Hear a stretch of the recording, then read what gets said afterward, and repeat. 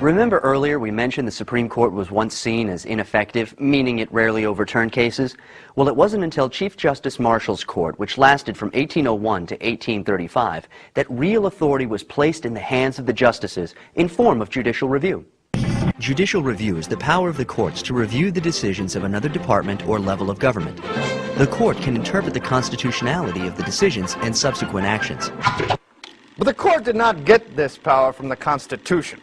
Instead, it just claimed it for their own during the case of Marbury versus Madison, 1803.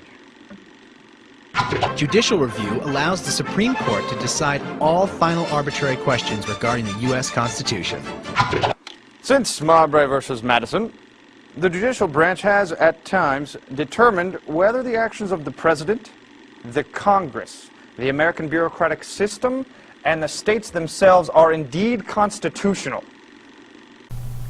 So that little introductory video gives you a little bit of an idea about judicial review and a little bit about the origins of it. But basically, for our purposes in here, the easiest way to understand it is judicial review allows the courts to review any law or government action and gives it the power to overrule it if it conflicts with the Constitution. So judicial review is kind of the sword by which the courts protect the Constitution. And so when we say a law, it could be a law that's passed, it could be a government action, or the arm of the government, like the police, or a school that does something, or a politician that takes something too far, a government official, whether it be the president or a governor or a mayor, a city council, Congress, a state house of representatives, regardless.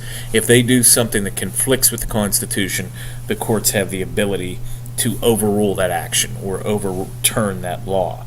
So, in your notebook, there's a space for you to come up with some examples of judicial review in action. So, just to kind of help you along, there are a few different rights that could be violated easily by law. And so what I want you to do is create hypothetical laws that could violate the right to bear arms, freedom of speech, freedom of religion, freedom of the press. These will give you examples of judicial review in action.